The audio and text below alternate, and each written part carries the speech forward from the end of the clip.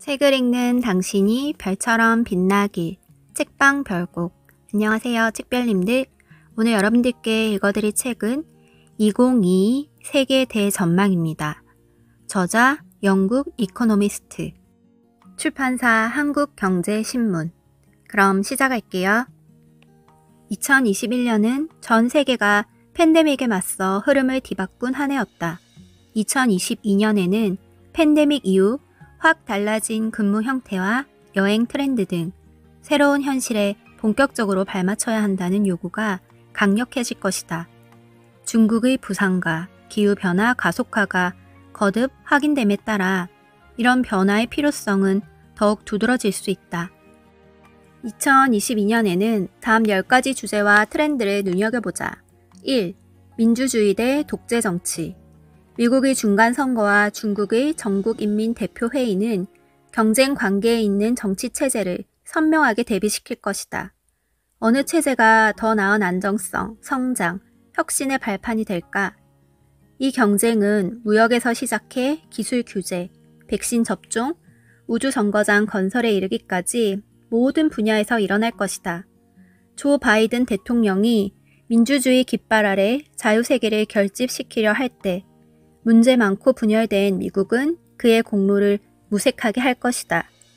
2. 전염병에서 풍토병으로. 새로운 항바이러스제와 효능이 개선된 항체 치료제, 다양한 백신이 쏟아져 나오고 있다. 선진국에서 백신 접종을 마친 사람들에게 바이러스는 더 이상 생명의 위협이 되지 않을 것이다. 하지만 개발도상국에서는 여전히 치명적인 위협일 수 있다. 백신 접종률을 끌어올리지 못하면 코로나19는 부유한 사람들은 제외하고 가난한 사람들만 괴롭히는 많은 풍토병 중 하나가 될 것이다. 3. 인플레이션 우려. 공급망이 무너지고 경기 에너지 수요가 치솟으면서 물가가 오르고 있다. 중앙은행들은 일시적인 현상일 뿐이라고 말하지만 모두가 그 말을 믿지는 않는다. 영국은 브렉시트 이후 노동력이 부족해지고 값비싼 천연가스에 의존하고 있어서 특히 스태그플레이션의 위험에 노출돼 있다. 4. 노동의 미래. 미래의 근무 형태는 재택과 출근이 뒤섞인 하이브리드 체제가 될 것이며 더 많은 근로자가 더 자주 재택 근무를 하게 되리라는데 많은 이가 동의하고 있다. 하지만 세부적 사항들은 의견 충돌의 여지가 남아있다. 며칠 동안 그리고 누가 재택근무를 해야 할까? 그게 공정할까? 조사에 따르면 여성들은 사무실로 복귀하는데 시큰둥한 편이므로 승진에서 제외되는 위험을 감수할 가능성도 있다. 또한 가세 규정과 원격 근로감시를 둘러싼 논란도 일고 있다. 5. 테크 기업에 대한 새로운 반발. 미국과 유럽의 규제 당국은 오랫동안 거대 테크 기업들을 통제하려 애쓰면서도 그들의 성장이나 이윤에 타격을 입힌 적은 없었다. 지금 중국은 강력한 단속으로 테크 기업들을 후려치며 규제에 앞장서기 시작했다. 시진핑 주석은 테크 기업들이 게임이나 쇼핑 같은 하찮은 분야가 아니라 전략 지정학적 이점을 제공하는 딥테크에 초점을 맞추길 바란다. 하지만 이 조치는 중국의 혁신을 재촉할까? 산업의 역동성을 짓누를까? 6. 암호화폐의 성장. 모든 파괴적 혁신 기술이 그랬듯이 규제 당국이 규칙을 강화함에 따라 암호화폐도 길들여지고 있다. 중앙은행들도 자체적인 중앙집중식 디지털 통화 출시 방안을 모색하고 있다. 따라서 2022년에는 금융의 미래를 두고 3자 간 싸움이 펼쳐질 것이다. 암호화폐, 블록체인, 디파이 팀. 상대적으로 전통적인 테크 기업팀, 중앙은행 팀 간의 싸움이 격렬해질 것이다. 7. 기후위기. 산불, 폭염, 홍수가 갈수록 잦아지고 있는데도 특히 기후변화에 관해서는 정책 입안자들 사이에 긴급성이 결여돼 있다. 지정학적 경쟁이 심화하고 있는 이 순간에도 탈탄소화는 서구와 중국의 협력을 필요로 한다. 2022년 하버드 대학교의 태양지구공학 연구팀을 주시해보자. 그들은 높은 고도로 띄운 풍선에서 미세 입자를 방출해 햇빛을 가리는 실험을 계획하고 있다. 이 기술이 세계가 탈탄소화할 시간을 벌어줄 수도 있다. 8. 여행 문제. 경제가 재개되면서 사람들의 활동이 활발해지고 있다. 하지만 호주와 뉴질랜드처럼 제로 코로나 방역 전략을 추구했던 나라들은 코로나가 풍토병이 돼가는 과도기를 힘겹게 헤쳐나가고 있다. 한편 업무 출장의 절반 정도가 완전히 사라졌다. 지구에는 좋은 일이지만 씀씀이가 큰 출장자들 덕분에 다양한 혜택을 누리던 여행객들에게는 달갑지 않은 일이다. 9. 우주 개발 경쟁. 2022년은 경쟁에 뛰어든 우주 개발 기업들이 쏘아올린 우주선을 타고 높이 올라간 공무원들보다 더 많은 수의 민간인이 우주에 가는 첫 해가 될 것이다. 중국은 새로운 우주 정거장을 완성할 것이다. 영화 제작자들은 무중력 상태에서 영화를 촬영하기 위해 경쟁하고 있다. 할리우드 영화 얘기처럼 들리겠지만 나사는 실제 임무에서 우주 탐사선을 소행성에 충돌시킬 예정이다. 10. 정쟁을 불씨. 베이징 동계올림픽과 카타르 월드컵은 스포츠가 어떻게 세계를 하나로 모을 수 있는지, 또 대규모 스포츠 행사가 어떻게 정치 논쟁의 불씨가 돼버리곤 하는지 일깨울 것이다.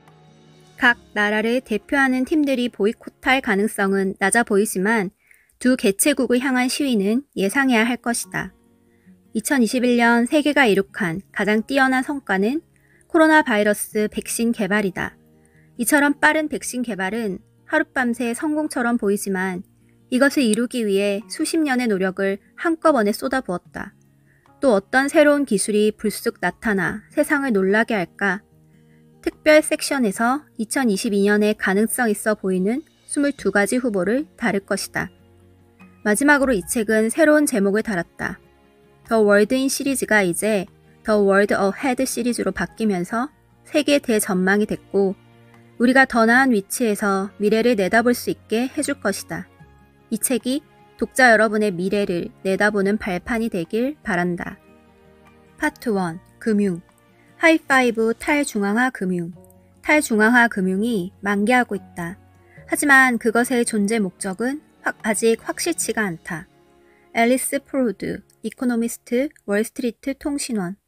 경제학자와 교수, 일반인 대부분은 일반적으로 실물 경제와 금융 경제는 분리되어 있지만 서로 연결된 분야라 생각한다. 이것이 돈을 실제로 밑바탕에 있는 활동을 가리는 한낱 가림막일 뿐이라 생각하는 신고전주의 경제학파가 마음에 담고 있는 고전적 이분법의 본질이다. 실물 경제에서 일하는 사람은 밀을 재배하고 기사를 쓰고 집을 짓는다. 금융업자는 이러한 활동들 위해서 단순히 돈을 여기저기로 돌리기만 한다. 그러나 최선의 경우 금융화는 금융화가 없었다면 일어날 수 없는 실제 활동을 가능케 한다. 이것은 신생 기업에 대한 대출이나 새로운 공장 건설을 가능하게 하는 채권의 경우에서 명백히 확인할 수 있다. 하지만 그것은 거래소나 파생상품과 같은 더 복잡한 금융도구에도 해당하는 말이다. 2022년에는 이 부문에서 흥미로운 혁신이 일어날 것이다.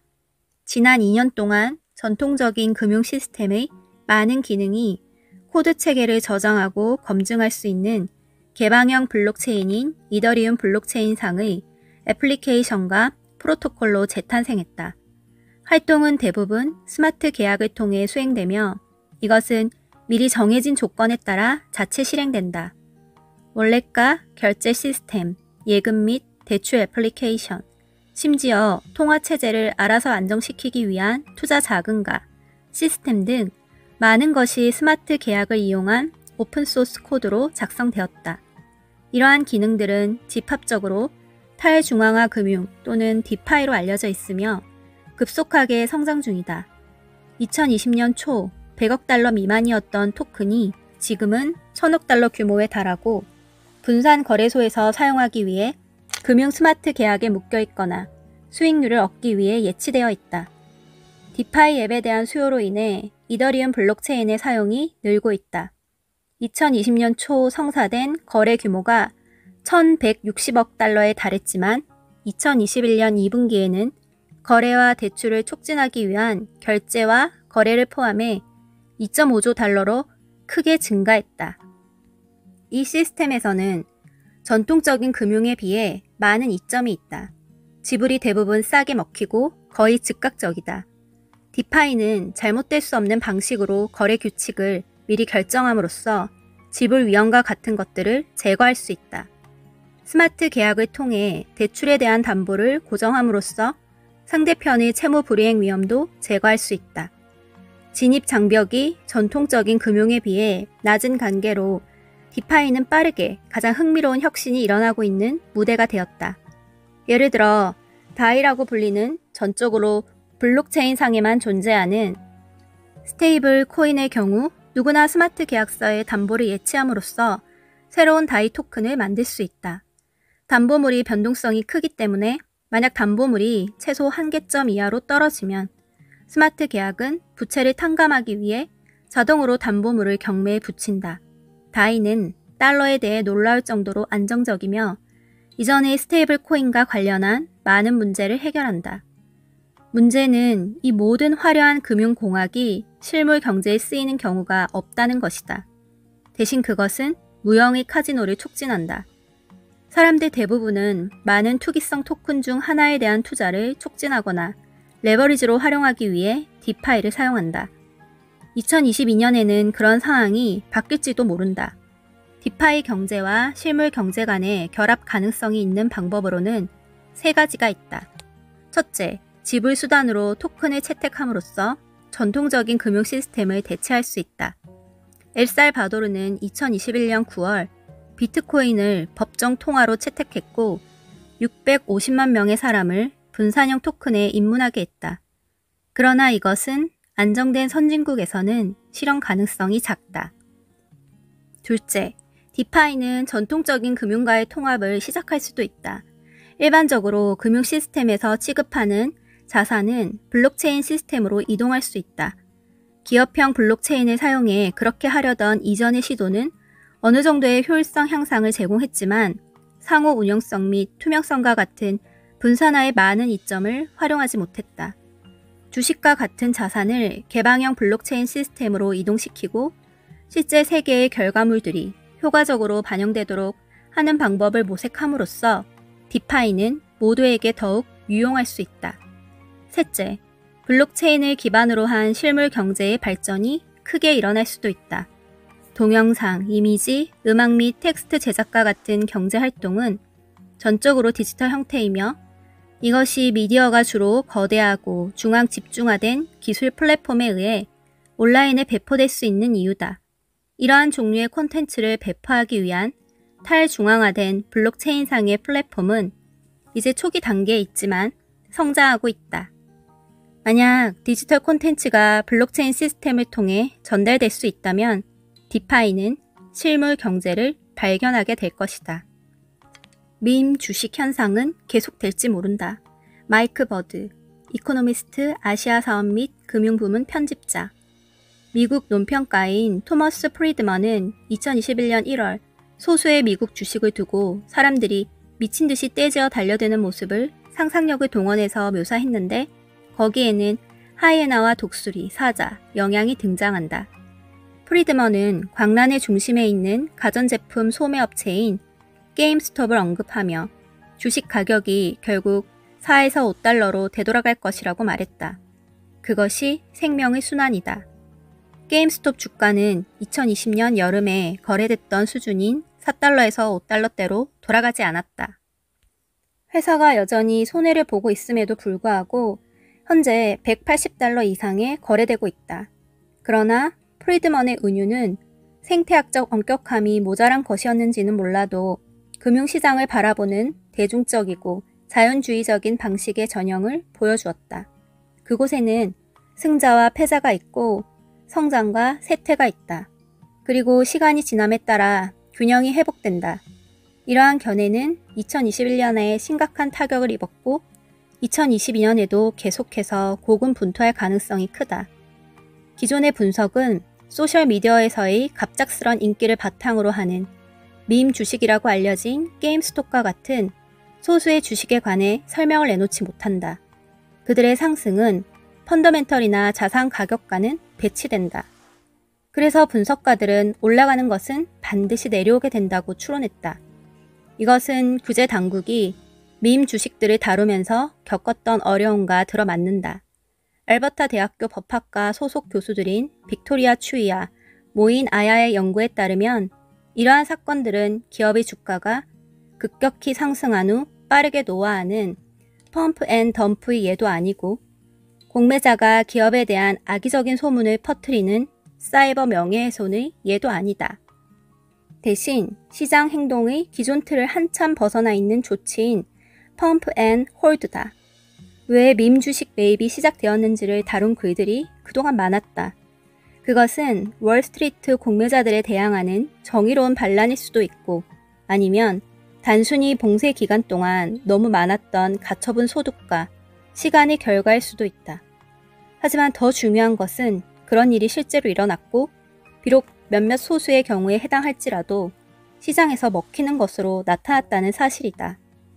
많은 소규모 거래자들이 선택하는 플랫폼인 로빈후드는 2021년 8월 IPO 이후 어려움을 겪었지만 거래를 게임으로 만드는 유사한 앱들이 전 세계적으로 등장하고 있어서 중단하기는 어려울 것이다.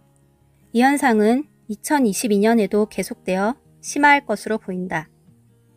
예측 가능한 일이지만 전통적 금융은 틈을 파고들기 위해 노력해왔다. 밈 주식 지수를 바탕으로 하는 자문회사인 라운드힐 인베스트먼트가 설계한 상장 지수 펀드가 규제 승인을 기다리고 있다.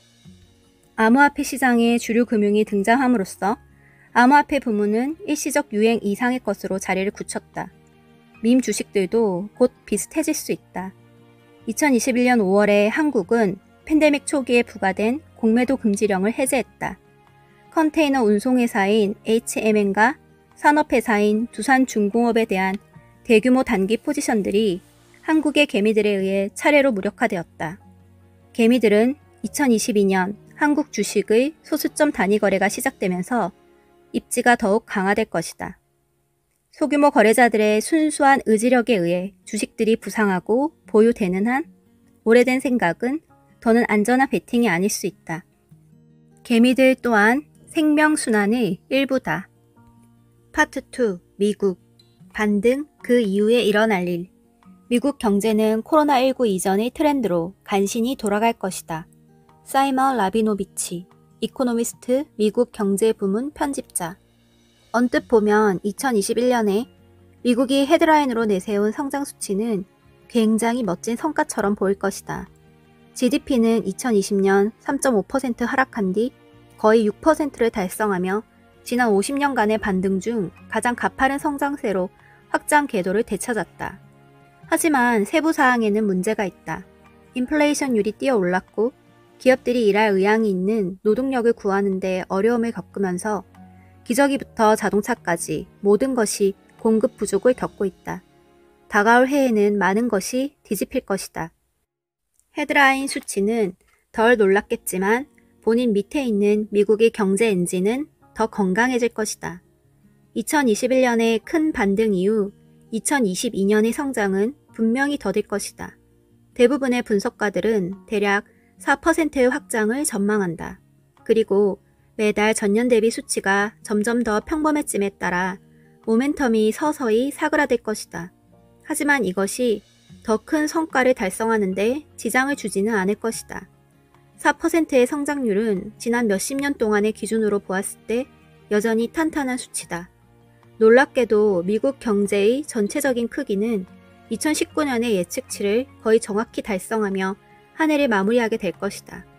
2022년 초에는 대부분의 관심이 연준에 쏠릴 것이다. 견고한 경제 환경을 고려했을 때 중앙은행은 팬데믹이 가장 극심했던 시기에 시작했던 슈퍼 완화적 통화 정책의 막을 내릴 것이다. 제롬 파월 연준 의장은 테이퍼링을 2021년 말에 시작해 2022년 중반에 완성할 예정이다. 테이퍼링은 금융시장에 역풍으로 작용할 것이다. 하지만 연준이 앞으로의 계획에 대한 폭넓은 신호를 보낸 덕분에 투자자들은 충분한 시간을 가지고 테이퍼링을 계산에 포함할 수 있었다. 그러고 나서 관심사는 연준의 금리 인상 시점으로 옮겨갈 것이다. 금리설정위원회의 근소한 과반이 2022년이 끝나기 전에 신중한 긴축이 필요하다고 생각한다. 이런 결정은 당연히 경제 상태에 따라 달라질 것이며 그 중에서도 인플레이션의 영향을 특히 더 크게 받을 것이다. 연준은 최근 몇 달 동안의 가격 압박이 일시적이며 세계의 경직된 공급망을 반영한 것이라는 아이디어에 힘을 싣고 있다. 많은 분석가가 이에 동의하며 글로벌 경제가 계속 개방되면서 2022년에는 인플레이션율이 3%로 둔화할 것으로 기대된다. 운이 좋아서 코로나19가 점점 사라진다면 더 많은 미국인이 인력시장에 재진입하고 경제가 정상화에 한 발짝 가까이 다가서게 될 것이다. 하지만 만약 인플레이션이 더 오래가는 것으로 판명된다면 연준은 금리를 더 신속히 인상하라는 요청과 마주할 것이다. 파월 의장은 연준에서 이 모든 결정을 내릴 때 의장직에 남아있을까? 파월의 임기는 2월 5일에 끝나는데 바이든 대통령은 이 기한이 다가오기 훨씬 전에 파월을 두 번째 임기에 재임용할 것으로 기대된다. 민주당의 진보 진영이 은행을 더 엄하게 다룰 사람을 원하고 있긴 하지만 파월은 팬데믹 침체기에 맞서 강력한 통화 대응을 지휘했으므로 두 번째 기회를 부여받을 만한 자격이 있다. 결정적으로 2022년은 바이든의 더 나은 재건 지출이 경제를 강타하는 해가 될 것이다. 바이든의 프로그램에는 두 가지 축이 있다. 하나는 방치된 유형 기반 시설의 재개발, 그리고 나머지 한 축은 아이가 있는 가족에 대한 추가적인 지원을 포함한 사회 안전망의 재건이다. 총 투자 금액은 바이든과 대부분의 민주당원이 초기에 바랐던 것보다 적을 것이다. 하지만 이는 의회를 통한 법률 제정 처리의 현실이다. 그렇다고 하더라도 미국 정부의 장기 우선순위를 위한 자금을 모을 능력이 여전히 남아있다는 사실은 기운을 돋울 것이다. 만약 민주당이 11월 상원의원 중간선거에서 그리고 어쩌면 하원의원 선거에서까지 패배를 맛본다면 다가올 해의 추가적인 야심찬 계획은 실행될 가망이 없어질 것이다. 바이든 대통령은 확장되는 경제를 통치하면서 축소되는 자신의 정치적 운명의 아이러니를 비통해할 수밖에 없을 것이다. 중국, 테크붐에서 테크래쉬로 시진핑의 빅테크 탄압이 계속되면서 산업군이 전면 개편될 것이다. 돈 웨인랜드. 중국 정부가 2021년 봄과 여름에 걸쳐 중국 기술 기업에 무지막지한 공격을 퍼부으면서 분석가들과 투자자들의 의문을 품게 되었다. 그 끝은 어디일까? 게임 및 SNS 거대 기업 텐센트, 중국의 전자상거래 대기업 알리바바 등 세계 최대 인터넷 기업들의 시가총액이 총 1조 달러 이상 날아갔다. 온라인 강의 등 여러 비즈니스 모델은 초토화되었다. 투자자들은 이쯤에서 끝날 기미가 보인다는 소식을 원했을 것이다. 그러나 8월 8일 정부는 중국 기술 산업을 새로이 형성하는 5개년 계획을 발표했다. 아무리 낙관적인 분석가도 이 시점에는 2022년에도 강력한 개혁이 이어지리라 확신할 수밖에 없었다. 새해가 밝으면서 중국 경제는 규제와 엄중 단속으로 대규모 타격을 입을 것이다. 시진핑 중국 주석은 국가 경제가 작동하는 방식, 기술 기업이 입수한 데이터를 다루는 방식을 완전히 바꾸고 있다. 알리바바의 창업자 마인과 같은 중국 최대 거물조차 쓰러졌고 승차 호출 대기업인 디디글로벌 등 많은 기업이 철퇴를 맞았다. 개혁의 속도를 보면 수익을 내고 데이터를 취급하는 방식을 제고해야 할 분야는 첨단 기술 제공, 전자상거래, 자율주행, SNS, 비디오 게임 등 매우 광범위하다.